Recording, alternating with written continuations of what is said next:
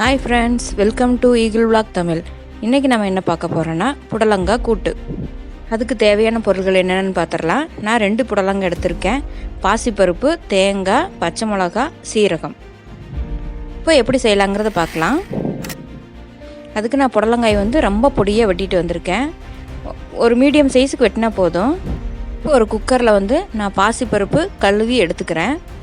பாசிப்பருப்பு உங்களுக்கு தேவையான அளவு நீங்கள் எடுத்துக்கலாம். அதாவது பருப்பு உங்களுக்கு நிறையா வேணும்னா நிறைய பருப்பு எடுத்துக்கலாம், இல்லாட்டினா சம அளவில் எடுக்கிறனாலும் எடுத்துக்கலாம். நான் கொஞ்சமாக பருப்பு எடுத்திருக்கேன். ஏன்னா நான் 2 காய் வச்சுருக்கேன், அதனால் காயே நிறையா இருக்குன்னு சொல்லி நான் பருப்போட அளவு கம்மியாக தான் எடுத்திருக்கேன். இப்போ பருப்பு நல்லா கழுவி எடுத்துகிட்டு வந்ததுக்கப்புறமா நம்ம மேலாப்பில் காய் போட்டுக்கலாம். காய் போட்டு நம்ம வேக வைக்க போகிறோம்.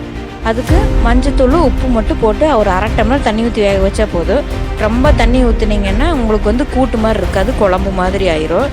பாருங்கள், நான் இப்போ பருப்பு கீழே போட்டிருக்கேன், காய் மேலே போட்டிருக்கேன். ஏன் அப்படின்னா பருப்பு வேகிறதுக்கு லேட் ஆகும், அதனால் பருப்பு கீழேயும் காய் மேலேயும் போட்டிருக்கேன். கொஞ்சம் மஞ்சத்தூள் கலருக்காக தான், கொஞ்சம் தேவையான அளவு உப்பு. உப்பு நீங்கள் அளவாகவே போட்டுக்கலாம், பத்திலினா கூட நம்ம அப்புறமேல ஆட் பண்ணிக்கலாம். தேவையான அளவு உப்பு போட்டுக்கலாம். உப்பு போட்டு தண்ணி ஊற்றி குக்கர் மூடி போட்டு நம்ம வேக வச்சிடலாம். 2 விசில் விட்டால் போதும், ஏன்னா பாசிப்பருப்பு தான் சீக்கிரமாக வெந்துடும். அதனால் பாருங்கள், நான் எவ்வளோ தண்ணி ஊற்றுறேன்னு. 1/2 டம்ளர் தான் நான் ஊற்றுறேன். அதாவது டீ குடிக்கிற டம்ளரில் 1 டம்ளர் ஊற்றினா போதும். இப்போ நம்ம மூடி போட்டு 2 விசில் விட்டுடலாம்.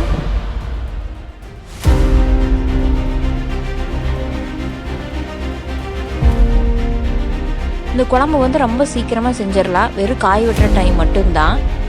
இப்போ நம்ம குக்கரில் விசில் விட்டுட்டு நம்ம அதுக்குள்ளே விசில் வர்றதுக்குள்ளே நம்ம மசாலா ரெடி பண்ணிக்கலாம்.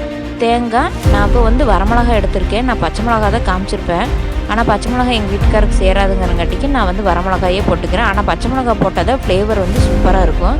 இப்போ சீரகம், வரமிளகா, தேங்காய் இது நம்ம நைஸாக அரைச்சிட்டு வந்துடலாம். இப்போ நைஸாக அரைச்சிட்டு வர்றதுக்குள்ளே விசில் அடங்கிருச்சு. பாருங்கள் எப்படி வந்திருக்குன்னு. பாருங்கள், கொஞ்சம் கூட தண்ணியே இருக்காது, வெறும் பருப்பெல்லாம் மேலே நல்லா காயெல்லாம் நல்லா சூப்பராக வந்திருக்கும். நீங்கள் மசிச்சு விடுறதுன்னா மசிச்சு விட்டுக்கலாம் இப்போமே, ஆனால் நான் மசிச்சு விடலை. இப்போ நம்ம தேங்காயை அரைச்சிட்டு வந்தாச்சு. இப்போ தாளிச்சிடலாம். தாளிக்கிறதுக்கு நான் தேங்காய் எண்ணெய் யூஸ் பண்ணியிருக்கேன். ஏன் அப்படின்னா இந்த குழம்புக்கு தேங்காய் எண்ணெய் யூஸ் பண்ணால் தான் நல்லாயிருக்கும். கொஞ்சமாக மட்டும் இப்போ தாளிக்கிறதுக்கு மட்டும் நான் தேங்காய் எண்ணெய் ஊற்றிட்டு லாஸ்ட்டாக மூடி போடும்போது கொஞ்சம் தேங்காய் எண்ணெய் ஊற்றி மூடி வச்சோம்னா நல்லாயிருக்கும். இப்போ எண்ணெய் காஞ்சதுக்கப்புறம் கடுகு போட்டு கருவேப்பிலை மட்டும் தான் போட போகிறேன், வேறு எதுவுமே ஆட் பண்ண போகிறதில்ல. இந்த குழம்பு ஒரு 10 நிமிஷத்துலையும் கூட ரெடி பண்ணிடலாம். ஏன் அப்படின்னா காய் வெட்டி குக்கரில் வேக வைக்கிறோம், தேங்காயை அரைக்கிறோம், தாளிக்கிறோம், அவ்வளோதான். ரொம்ப ஈஸியாக முடிஞ்சிடும். இப்போ நம்ம கருவேப்பிலை போட்டதுக்கப்புறம் நம்ம வேக வச்ச பருப்பும் காயும் இதுக்குள்ளே ஆட் பண்ணி நல்லா கிளறி விட்டுக்கலாம். இது கூட நல்லா கிளறணுங்கிறது இல்லை, இப்போவே நம்ம தேங்காய் அரைச்சி ஊற்றினதே ஆட் பண்ணிக்கலாம். ஆனால் ரொம்ப கவனமாக இருக்கணும், நம்ம பருப்பு போட்டங்காட்டிக்கு சீக்கிரமாக அடி பிடிச்சிரும். நீங்கள் சிம்மில் வச்சுக்கோங்க. பாருங்கள், ஒரு கிளறிட்டு இப்போ நம்ம தேங்காய் ஊற்றிடலாம். பச்சை மிளகா போட்டிருந்தீங்க அப்படின்னா அதோட கலரே நல்லா க்ரீன் கலரில் நல்லாயிருக்கும். நான் வரமிளகா போட்டிருக்கேன், ஆனால் பச்சை மிளகா போட்டிங்கன்னா சூப்பராக டேஸ்ட்டாக இருக்கும். கலருமே நல்லா க்ரீன் ஷேடாக நல்லாயிருக்கும். இப்போ நம்ம கிளறி விட்டுட்டு கொஞ்சமாக மட்டும் ஜாரில் தண்ணி ஊற்றி நான் கலக்கி ஊற்றிக்கிறேன். இப்போதைக்கு இவ்வளோ ஊற்றிக்கிறேன், அப்புறமா நம்ம தேவைன்னா அப்புறமா ஊற்றிக்கலாம். இந்த வீடியோ பிடிச்சிருந்ததுன்னா லைக் பண்ணுங்கள், உங்கள் ஃப்ரெண்ட்ஸ் அண்ட் ஃபேமிலிக்கு ஷேர் பண்ணுங்கள். நம்ம ஈகிள் விளாக் தமிழுங்கிற சேனலுக்கு சப்ஸ்கிரைப் பண்ணிடுங்க. இப்போ நம்ம காய்க்கு ஏற்கனவே உப்பு போட்டு வேக வச்சுருக்கோம். இப்போ இந்த தேங்காய் கலவான உப்பு மட்டும் போட்டுக்கலாம். லாஸ்ட்டாக நம்ம தேவைப்பட்ட மட்டும் போட்டுக்கலாம். இப்போ நான் லைட்டு உப்பு போட்டு நான் கிளறி மூடி வச்சிட்றேன்.